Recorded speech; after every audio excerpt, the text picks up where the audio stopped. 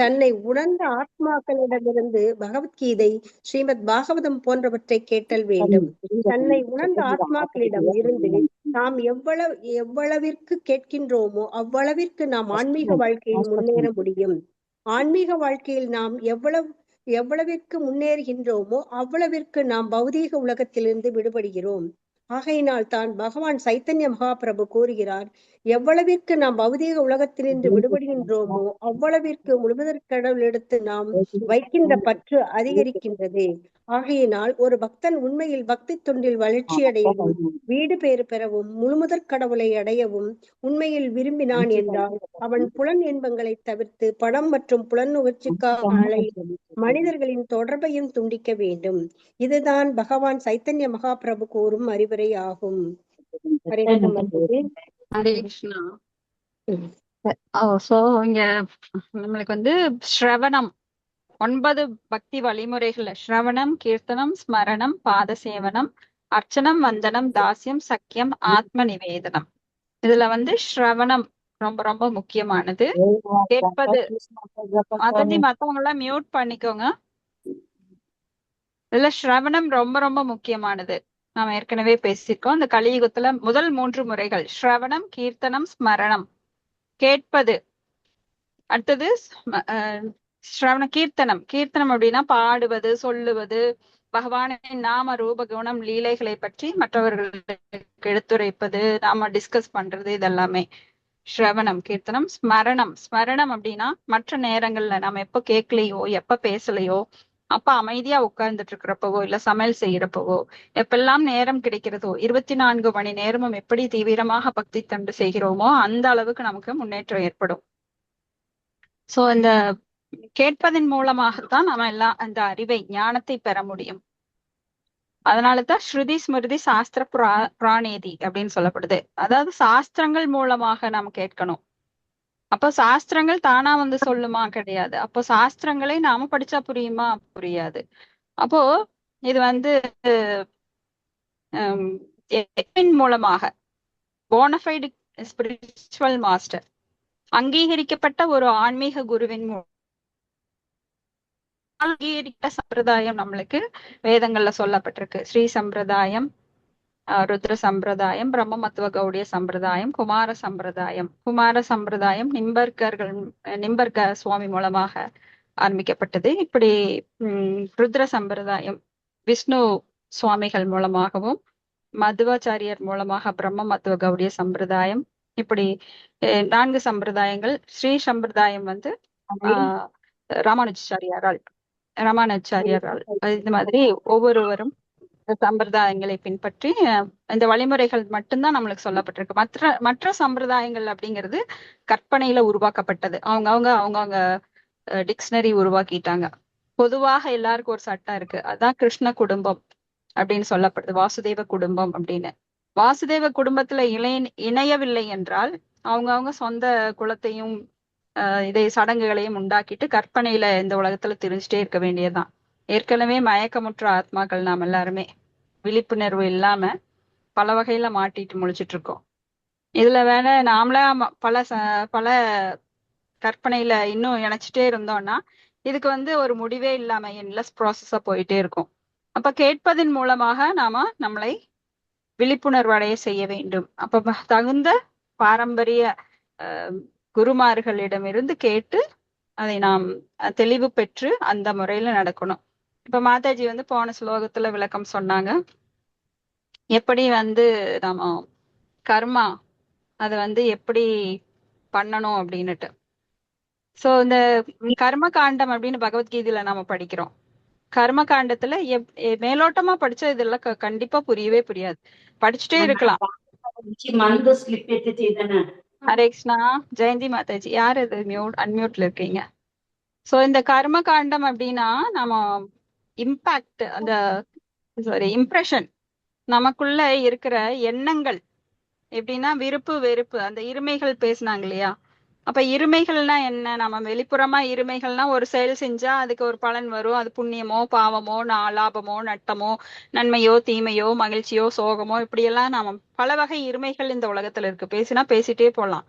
ஏன்னா இந்த உலகம் முழுவதுமே மெட்டீரியல் வேர்ல்டு இருமைகள் நிறைந்தது. சோ இந்த இருமைகளை தவிர்க்க நாம முதல்ல என்ன பண்ணணும்? செயல்ல மட்டும்தான் இருமை இருக்கா? அது எங்கிருந்து ஆரம்பிக்குதுங்கிறது அதனோட வேரை புரிந்து கொள்ள வேண்டும்.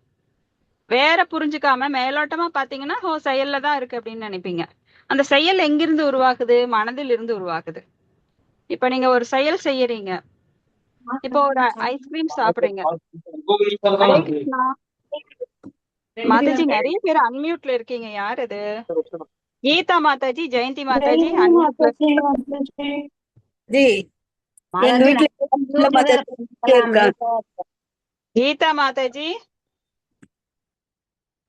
மாதாஜி நான் உள்ள இருக்கேன் மாதாஜி, வேற யாரும் இல்ல மாதாஜி. அன்மியூட்ல இருந்தீங்க, சாரி. சரி, நான் ஒரு முக்கியமான விஷயம் பேசும்போது நீங்க டிஸ்டர்ப் பண்ணீங்கன்னா அது அப்படியே கட் ஆகுது. சோ இது வந்து மனதில் இருந்து ஆரம்பிக்கிறது. முதல்ல நீங்க வேற வெட்டல அப்படின்னா இப்படி காட்டு தீயில வந்து நிறைய செடிகள் கருகிறது நீங்க பார்த்திருப்பீங்க. சோ அதெல்லாமே ஒண்ணுமே இல்லாத மாதிரி இருக்கும். தீ வந்து அடுத்த 2 நாள் பாத்தீங்கன்னா எல்லாம் கிளீனா இருக்கும். ஆனா ஒரு மலையில மறுபடியும் என்ன ஆகும்? மறுபடியும் பச்சை பசேல்னு வளர்ந்துட்டு வரும். எதனால? அதனோட வேர் பசுமையாக உள்ள நிலத்துக்கடியில இருக்கு. சோ ஒரு மழை வந்தோடனே அது என்னாச்சுன்னா துளிர் விட்டு மறுபடியும் தலைய ஆரம்பிச்சிருச்சு. சோ நாம அதே போலத்தான் நம் மனதில் இருக்கின்ற அந்த வாசனா. இப்ப நீங்க ஒரு ஐஸ்கிரீம் சாப்பிடுறீங்க. ஐஸ்கிரீம் சாப்பிடுறதுல 2 விளைவு இருக்கு. என்ன? அந்த ஐஸ்கிரீம் சாப்பிட்டா இந்த டேஸ்ட் கிடைக்குங்கிறது உங்க மனசுல ஆழத்துல பதிஞ்சிருக்கு. சோ அந்த ஆசை உருவாகுது ஐஸ்கிரீம் சாப்பிடணும்.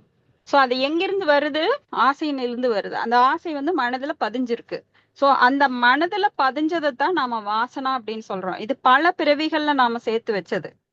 சோ அதையெல்லாம் போக்கணும் அப்படின்னா நான் கண்டிப்பா நீங்க பக்தி தொண்டு புரிந்து அதையெல்லாம் களைய வேண்டும். உங்களை தூய்மைப்படுத்தணும். நாம என்னமோ நினைக்கிறோம் செயல்லாம் வந்து நாம அப்பப்ப செய்யறோம் அப்படின்னு. அதுக்கு செய்வதற்கு காரணம் என்ன? உங்க மனதில் உள் மனதில் ஆழமாக பதிந்திருக்கின்ற அந்த பதிவுகள், அனுபவிக்கின்ற ஆசை. சோ அதை வந்து டீப்பா களைஞ்சிட்டோம் அப்படின்னா அதுக்கப்புறம் நாம அந்த செயல்ல ஈடுபட மாட்டோம். சோ இது மாதிரி மிகவும் நுணுக்கமான விஷயங்களை நம்ம கத்துக்கணும்.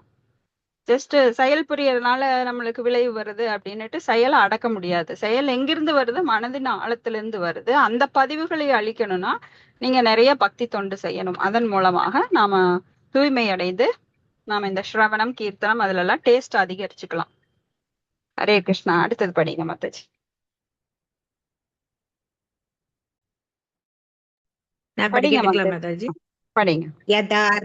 यदा रतिर्ब्रह्मणि नैष्टिकी पुमान् आचार्यवान् மாதாஜி அது இல்ல ज्ञानविरागरं மாதாஜி, कसा அது இல்ல அது இல்ல. அது இது இல்ல, கேளுங்க. இதுலயே பாதிதான் படிச்சிருக்கீங்க மாதாஜி. நான் படிக்கிறேன் நிஷ்டி, மாதாஜி. அது புரோகத்தில் சரி பிரம்மணி மாதாஜி, அப்ப நீங்க அது முடிச்சிருங்க மாதாஜி. இல்ல, நீங்க இல்ல முடிச்சிருங்க, மாதாஜி. படிங்க படிங்க. நீங்க நிஷ்டி படிச்சிருங்க படிங்க. மாதாஜி. ராஜலட்சுமி மாதாஜி முடிச்சிருங்க. சரி சரி புரோகிதர் சரி. பிரம்மணி என்னும் வார்த்தைக்கு நிஷ்டி, அருவாதிகள் அல்லது நிஷ்டி. பாகத்தை வைத்து பிழைப்பவர்கள். இவர்கள் அசூர பிரகிருதியினால் வரும் ஜாதிய அமைப்பிற்கு வக்காலத்து வாங்குபவர்கள். இதற்கு விளக்கம் தருகின்றனர். அவர்கள் கூறுகின்றனர், பிரம்மணி என்பது அருவமான பிரம்மத்தை குறிக்கிறது என்று. ஆனால் இப்பிரம்மணி என்ற வார்த்தைக்கு முன்னால் வருகின்ற பக்தியா மற்றும் குணாபிதானேன் என்றும் சொற்பொருந்தி தமது விளக்கத்தை முடிக்க அவர்களால் இயலவில்லை. அருவவாதியின் கூற்று என்னவென்றால், அருவமான பிரம்மத்தின் எந்தவித தெய்வீக தன்மையும் இல்லை என்பது. இதிலிருந்து நாம் புரிந்து கொள்ளலாம், பிரம்மணி என்னும் வார்த்தை முழுமுதலை கடவுளை குறிக்கிறது என்று. கிருஷ்ணரே முழுமுதற் கடவுள் ஆவார். பகவத்கீதையில் அர்ஜுனால் ஒத்துக்கொள்ளப்பட்டிருக்கிறது. ஆகையினால் எங்கையெல்லாம் பிரம்ம என்னும் வார்த்தை பயன்பட்டிருக்கிறதோ அது கிருஷ்ணரையே குறிக்கின்றது, அல்லாமல் ஜோதிமயமான பிரம்மத்தை அன்று. பிரம்மேதி பரமாத்மேதி பகவான் நிதி சப்ததே.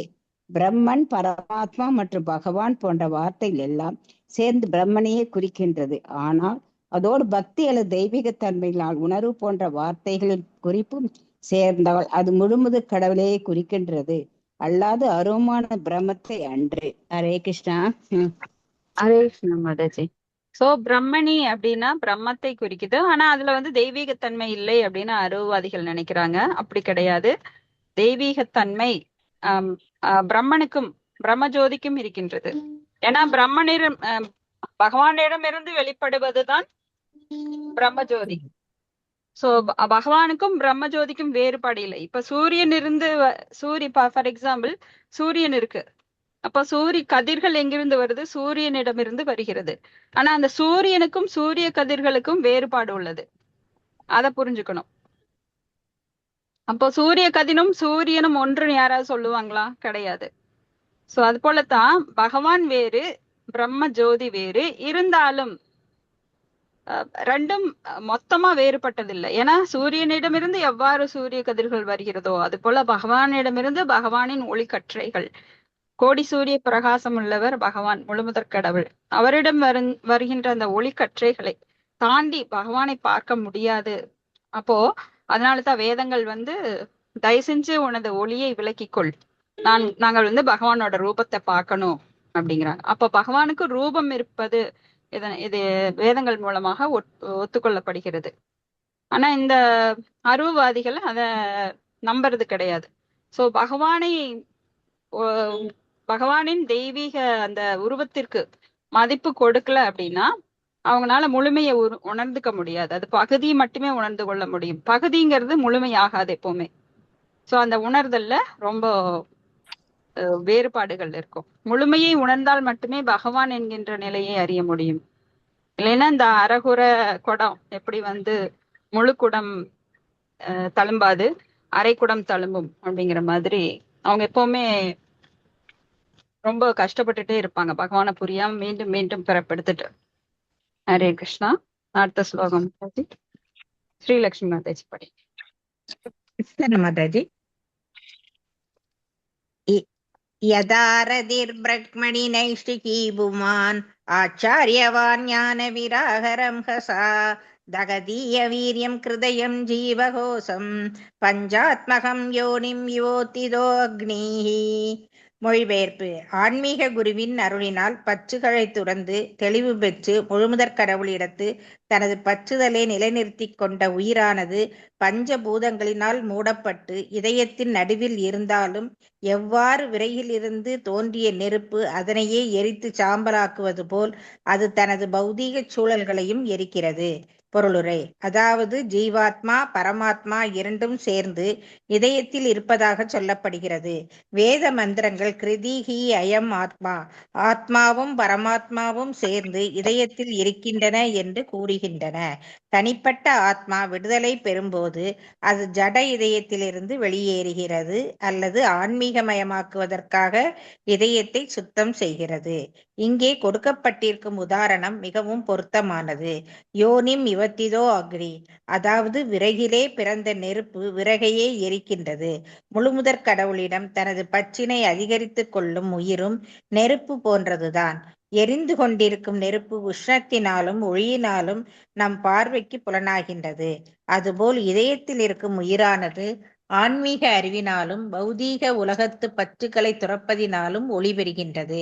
அது தன்னை மூடியிருக்கும் பஞ்சபூதங்களை நிலம், நீர், நெருப்பு, காற்று, ஆகாயம் எரித்து ஐவகை உலகப்பற்றுக்களிலிருந்து அறியாமை, அகங்காரம், உலகப்பற்று, பொறாமை மற்றும் பௌதீக உணர்வில் சூழ்தல் போன்றவற்றிலிருந்து விடுதலை பெறுகின்றது.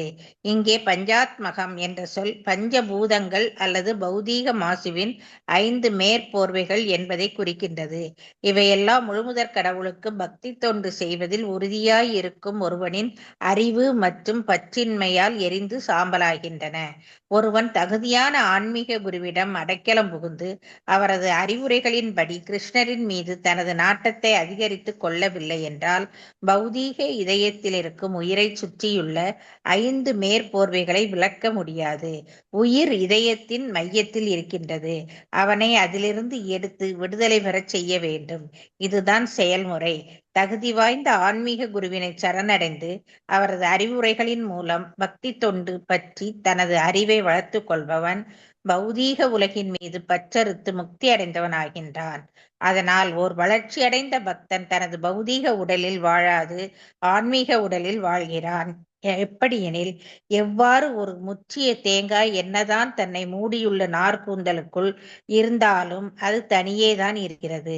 அதுபோல தூய பக்தனின் உடல் சின்மய சரீரம், ஆன்மீக உடல் என்று அழைக்கப்படுகிறது. அதாவது ஓர் பக்தனின் உடல் பௌதீக செயல்களிடத்து தொடர்பு வைப்பதில்லை.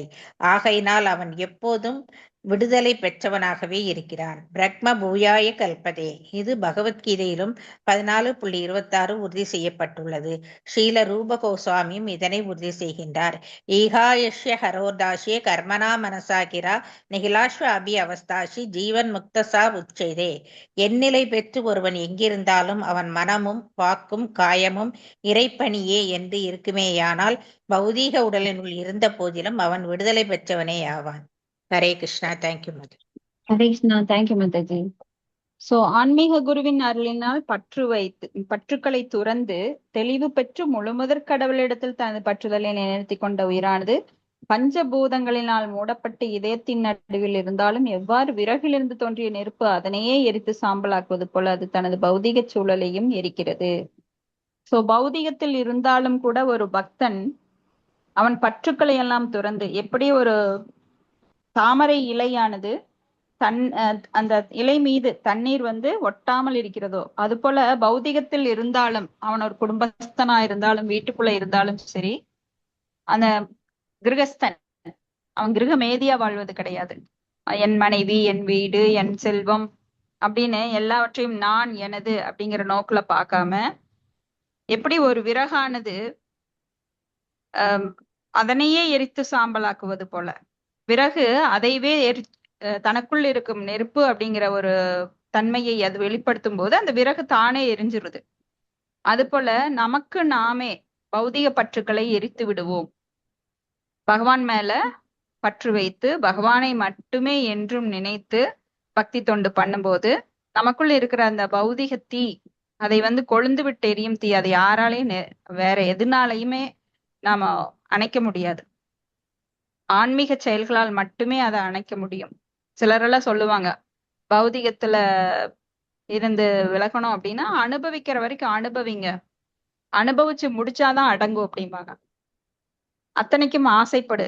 இதெல்லாம் சில போலி சன்னியாசிகள் சொல்றாங்க. அத்தனைக்கும் ஆசைப்படு. எப்படி இந்த பௌதிக உலகில நம்ம சிக்கினதே ஆசை, அது பேராசை. பேராசையே துன்பத்திற்கு காரணம். எரியிற நினைப்புல இன்னும் கொஞ்சம் எண்ணெய் விடு அப்படிங்கிறாங்க. அது என்னைக்குமே எரியாது. அது இந்த சொல்லுவாங்க, அத அரிக்கிற இடத்துல நீங்க சொரிஞ்சீங்க அப்படின்னா இன்னும் சொரிஞ்சுட்டே இருக்கணும். எப்போ அது புண்ணாகிற வரைக்கும் சொரிவாங்க. சொரியும் போது அப்படியே என்ன ஒரு சுகமா இருக்கும். சோ அந்த அரிப்பு எடுத்த மாதிரிதான் அந்த பௌதிக உலகத்தோட ஆசைகளும். சொரிஞ்சுட்டே இருப்பீங்க எப்போ புண்ணாகிற வரைக்கும். அப்போ ஏதாவது ஒரு பெரிய கேடு வர வரைக்கும் ஆசைப்பட்டுட்டே இருப்போம். அப்புறம் சிந்திப்போம். அப்புறம் மறுபடியும் அந்த ஆசை துளிர் விடும். ஏன்னா இது முக்குணங்களோட தன்மை, மாயாவோட தன்மை. இல்யூஷன் எனர்ஜி நம்மளுக்கு அப்படியே பண்ணிட்டு போகும். அனுபவின்னு இன்னும் தூண்டி விட்டுட்டே இருக்கும். சோ அந்த அரிப்பை எப்படி போக்கணும் அப்படின்னா ஆன்மீகத்தின் பக்தி தொண்டின் மூலமாகத்தான். இப்ப நம்ம உடம்புல ஜீவாத்மா பரமாத்மா ரெண்டே இருக்கு. ஸ்ருதிஹி அயம் ஆத்மா. அப்ப தனிப்பட்ட ஆத்மா விடுதலை பெறும்போது அது ஜட இதயத்திலிருந்து வெளியேறுகிறது அல்லது ஆன்மீகமயமாக்குவதற்காக இதயத்தை சுத்தம் செய்கிறது. அப்ப இங்க விறகிலே பிறந்த நெருப்பு விறகையே எரிக்கிறது. அது போல நமது பற்றினை அதிகரித்து முழுமுதற் கடவுளிடம் நமது பற்றினை அதிகரித்துக் கொள்ளும் உயிரும் நெருப்பு போன்றதுதான். வேற வழியே கிடையாது. உனக்கு பகவானை பிடிச்சதோ பிடிக்கலையோ நீ சரணடைஞ்சுதான் ஆகணுங்கிற கட்டாயத்துல. ஏன்னா அவருடைய சக்திகள், அவர் எப்படிப்பட்டவர், எவ்வளவு அன்புடையவர், சுகிருதம் சர்வபூதானாம், எல்லாருக்கும் உற்ற நண்பர் அப்படிங்கிறது அவருடைய தூய்மை, அதெல்லாம் புரிஞ்சுது அப்படின்னா யாராலையும் சரணடையாம இருக்க முடியாது. பொறாமை கொண்டவர்கள் சீக்கிரம் சரணடையவும் முடியாது. இப்போ இந்த இதயத்துல நாம பகவானை பற்றிய அந்த அறிதலை புரிதலை வளர்த்து கொண்டோமானால் அதுவே நமது பௌதிக பற்றினை எரித்துவிடும். இதயத்தில் இருக்கும் உயிரானது ஆன்மீக அறிவாலும் பௌதிக உலக பற்றுக்களை துறப்பதாலும் ஒளி பெறுகின்றது. ஸோ சேத்துல ஒரு கால் ஆத்துல ஒரு கால், இங்க பௌதிகத்துல இருப்பேன் ஆன்மீகத்துல இருப்பேன் அப்படின்னா ஒண்ணும் முடியாது. அப்போ நம்மளுக்கு பௌதிகத்தன்மை தான் அதிகரித்து கொண்டே இருக்கும். அப்ப தன்னை மூடி இருக்கும் பஞ்சபூதங்களை நிலம், நீர், நெருப்பு, காற்று எல்லாம் எரித்து ஐவகை உலகப்பற்றிலிருந்து அறியாமை, அகங்காரம், உலகப்பற்று, பொறாமை என்றது பௌதீக உணர்தல் சூழ்நிலை போன்றவற்றிலிருந்து விடுதலை பெறுகின்றது. சோ இந்த 5 மேற்போர்வைகள் பஞ்சாத்மகம், இதைத்தான் குறிக்குது. அப்ப இதுல இருந்து நாம விடுபடணும். இவையெல்லாம் முழுமுதற் கடவுளுக்கு பக்தி தொண்டு செய்வதில் உறுதியாக இருக்கும் ஒருவனின் அறிவு மற்றும் பற்றின்மையினால் இருந்து சாம்பலாகின்றது. இப்ப அவன் வந்து ஜீவன் முக்தா, ஜீவன் இருக்கும் போதே முக்தி பெற்றவனாக இருப்பான். எல்லாருமே உடல் போன அப்புறம் இந்த ஆத்மா முக்தி பெற்றது அப்படின்னு மரணத்துக்கு பின்னாடி பேப்பர்ல எல்லாம் அட்வைஸ்மெண்ட் போடுவாங்க. அப்படி கிடையாது. மரணத்துக்கு பின்னாடி முக்தி பெறுறது அப்படின்னா இது மரணம் அடையாதற்கு முன்பே நாம் உடல் இருக்கும் போதே அந்த ஞானத்தின் பக்குவத்தை அடைந்தோம் என்றால் நாம உலகில பற்றற்று வாழ முடியும். அப்ப ஜீவன் முக்தாவாக இருக்க முடியும்.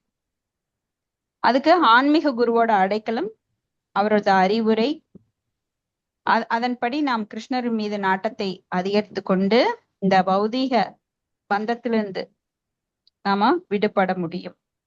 அப்போ உயிர் வந்து இதயத்தின் மத்தியில் இருக்கு. அவனை அதிலிருந்து எடுத்து விடுதலை பெற செய்ய வேண்டும். இதுதான் செயல்முறை.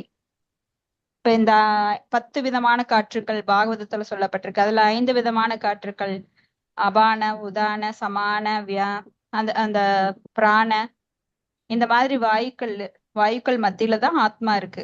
சோ அந்த வாயுக்களை எல்லாம் அடக்குவதன் மூலமாக அஷ்டாங்க யோகத்துல ஒருவன் அந்த ஆத்மாவை பிரம்மரந்திரத்தின் வழியாக வெளியே கொண்டு வர்றாங்க. இப்ப தகுதி வாய்ந்த ஆன்மீக குருவை சரணடைந்து அவரது அறிவுரைவுகள் மூலமாக பக்தி தொண்டை பற்றிய தனது அறிவை வளர்த்து கொள்பவன் பௌதீக உலகின் மீது பற்றறுத்து முக்தி அடைகிறான். அதனால் ஒரு வளர்ச்சியடைந்த பக்தன் தனது பௌதீக உடலில் வாழாது ஆன்மீக உடலில் வாழ்கிறான்.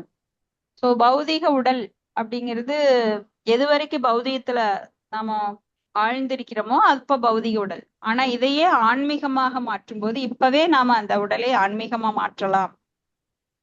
பௌதிக உடலை எப்படி ஆன்மீகமா மாற்றுது? எல்லா புலன்களையும் பகவானுக்கு தொண்டு செய்வதன் மூலமாக, அர்ப்பணிப்பதன் மூலமாக அதையே ஆன்மீக உடலாக மாற்றலாம். எப்படின்னா இதுக்கு அழகான உதாரணம் சொல்றாரு. முற்றிய தேங்காய் என்னதான் தன்னை மூடியுள்ள அந்த நார் இருக்கும், மட்டை இருக்கும், அந்த ஓடு இருக்கும். ஆனா அது உள்ள ஆட்டி பாத்தீங்கன்னா அது ஆடும், தனியாத்தான் இருக்கும் முற்றின தேங்காய். அது போல சின்மய சரீரம் அப்படிங்கிற ஆன்மீக உடல் பக்தன் எய்துகிறான். அந்த பக்தனோட உடல் பௌதீக செயல்களுடன் தொடர்பு கொள்வதில்லை. ஆனா செயல் செய்யாம இருக்கிறதும் கிடையாது. ஏன்னா செயலும் செய்ய வேண்டும், அதுல ஞானமும் இருக்கணும். அப்பதான் பக்தியும் அதுல முழுமையாகும்.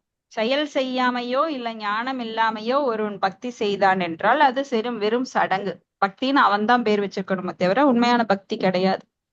ஏன்னா அறிவில்லாம எப்படி பக்தி செய்யறது? நிறைய பேரு இத ஒண்ணுமே தெரிய வேண்டாம், நம்ம பாட்டுக்கு செய்யறதுதான் பக்தி அப்படின்னு ஊதுபத்தி, கற்பூரம் காட்டுறது, தேங்காய் உடைக்கிறது, என் பையன் பாஸ் ஆனா 100 தேங்காய் உடைக்கிறேன், இந்த மாதிரி செய்யறதெல்லாம் பக்தி ஆகாது. உண்மையான பக்தி அப்படின்னு ஞானத்துடன் கலந்திருக்கணும். சோ அப்படி இருக்கிறவன் தான் விடுதலை பெற்றவன். விடுதலை பெற்றவன்னா என்ன? முக்தி பெற்றவன். தர்ம, அர்த்த, காம, மோக்ஷ, அந்த மோக்ஷ அறம், பொருள், இன்பம், வீடு பேரு, அந்த வீடு பேரு தான் விடுதலை பெற்றவன். சோ பிரம்ம பூயாய கல்பத்தி நாம படிக்கிறோம் இல்லையா? சோ பிரம்மபூத பிரசன்ன ஆத்மா நாச்சோச்சதி நாகாங்ஷதி அப்படின்னு பிரம்மனை அறிந்தவன். எந்நிலை பெற்று ஒருவன் எங்கிருந்தாலும் அவன் மனமும் வாக்கும் காயும் இறைப்பணியே என்று இருக்குமானால் பௌதீக உடலினுள் இருந்த போதிலும் அவன் விடுதலை பெற்றவனே. சோ நீங்க எங்க வேணா இருக்கலாம், சுடுகாட்டுல இருக்கலாம், டாய்லெட்ல இருக்கலாம். டாய்லெட்ல உட்காந்து கௌரகிஷோர் பாபாஜி பகவானோட மந்திரங்களை உச்சரிச்சுட்டு நிம்மதியா இருந்தாரு. ஏன்னா வெளி உலகில அவரை ரொம்ப தொந்தரவு பண்ண ஆரம்பிச்சிட்டாங்க. ஏன்னா அவர் ஒரு சித்திகள் அனைத்தும் பெற்றவங்க தான் தூய பக்தர்கள், உயர்நிலையில இருக்கிற பக்தர்கள். அவங்களுக்கு எல்லா சக்திகளும் இருக்கும். அனிமா, மஹிமா, லஹிமா, விகாமியா, வாசித்வா, ஈசித்வா அப்படின்னு, பிரகாமியா, காமபிரதாயகா அப்படின்னு எல்லாமே இருக்கும். அப்ப என்ன பண்ணுவாங்க, வெளி உலக மக்கள் எனக்கு அது வேணும் இது வேணும்னு அவங்கள ஈ மொய்க்கிற மாதிரி, தேன்ல ஈ மொய்க்கிற மாதிரி மொய்ப்பாங்க. அப்ப இவங்க அதுல எல்லாம் ஆர்வம் அவங்களுக்கு கிடையாது.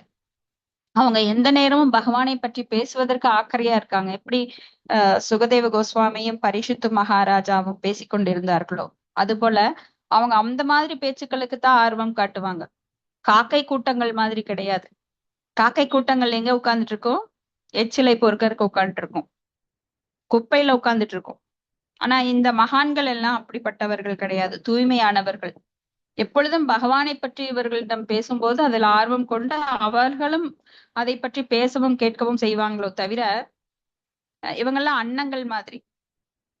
தவறுகள் பல மனிதர்களிடம் இருந்தாலும் அதையெல்லாம் அவங்க பொருட்படுத்துறது கிடையாது. அங்கேயும் ஆத்மாவையும் பரமாத்மாவையும் ஆன்மீக கண்ணோட்டத்தோட பாக்குறாங்க. எல்லா உயிர்வாழிகளும் அந்த கருணை நோக்கோட பாக்குறாங்க. அதனால எல்லாருக்கும் அந்த நன்மை கிடைக்கணும் அப்படிங்கிறதுக்காக அவங்க பல யாகங்கள், தானங்கள், தவங்கள் எல்லாம் பண்ணுவாங்க.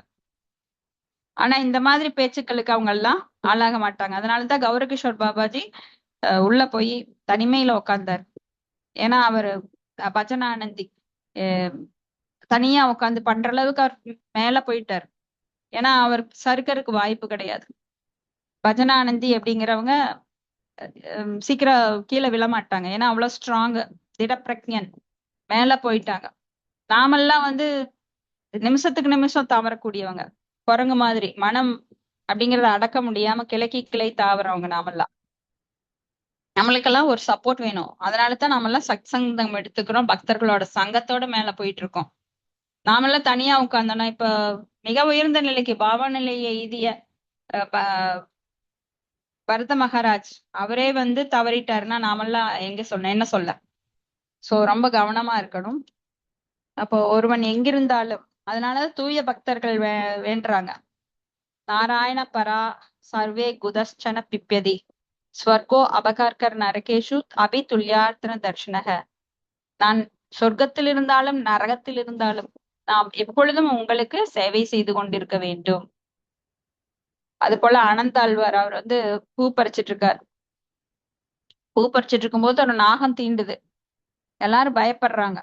ஐயோ உங்களை பாம்பு கடிச்சிருச்சு, நீங்க என்ன சர்வசாதாரணமா பூ பறிச்சிட்டு இருக்கீங்க அப்படின்னு கேட்டப்போ, நான் அங்க போனாலும் அதைத்தான் செய்ய போறேன், இங்க இருந்தாலும் இந்த உடல் இதைத்தான் செய்ய போறேன், எங்க இருந்தாலும் அதுதான் செய்ய போறேன், அதனால எனக்கு உடல் பத்தி கவலை இல்லைன்னு சொல்றாரு.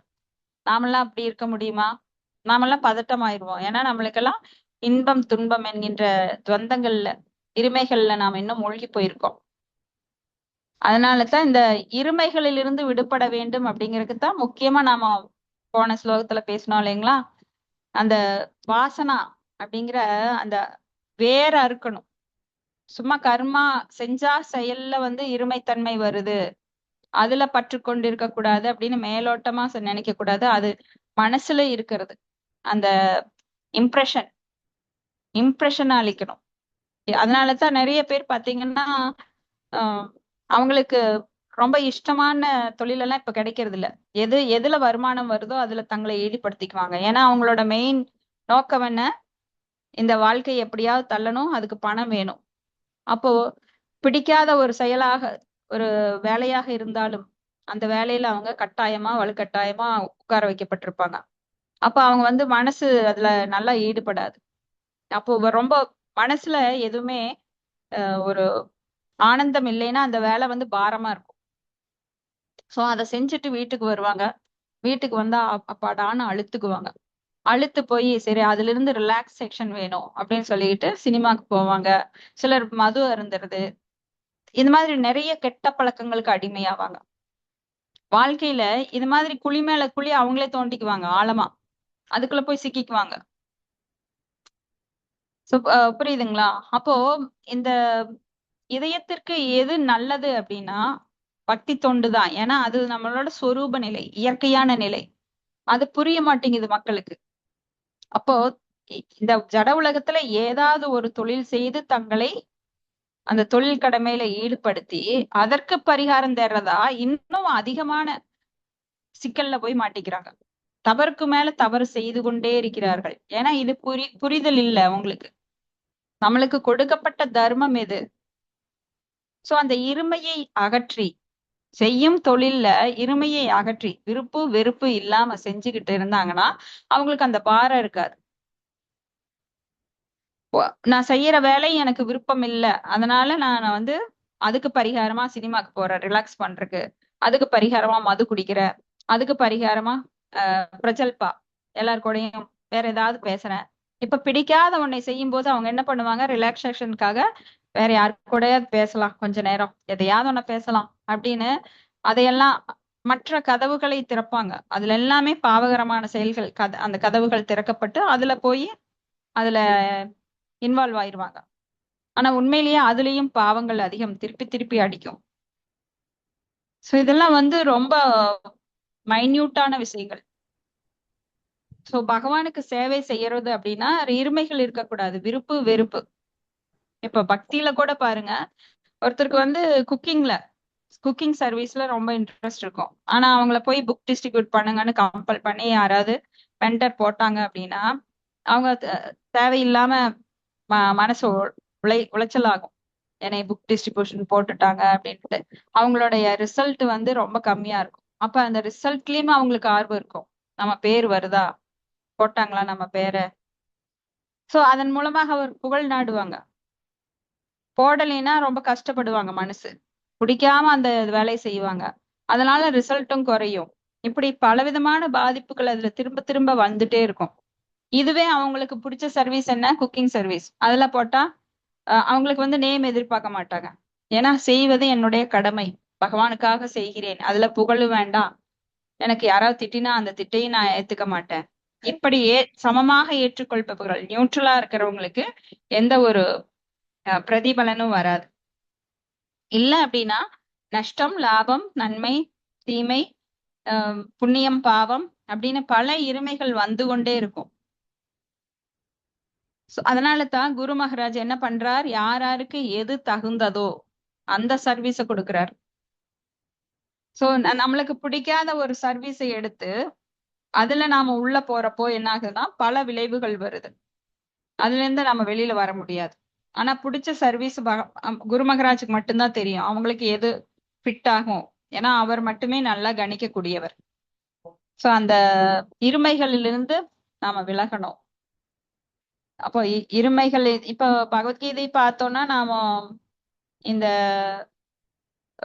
கர்மா அப்படின்னா நாம என்ன நினைப்போம், செயல். செயல் அப்படின்னா அந்த இம்ப்ரெஷன் கர்மா, நாம ஆழ்ந்த சிந்தனைகள், அது கூட செயல் வடிவம் பெறுகின்றது. சோ செயல்னா மேலோட்டமா, இப்ப புல்லு வந்து மேல தெரியுது நம்மளுக்கு, அந்த வேண்டாத புல்லு அப்படின்னா மேல மட்டும்தான் தெரியும்.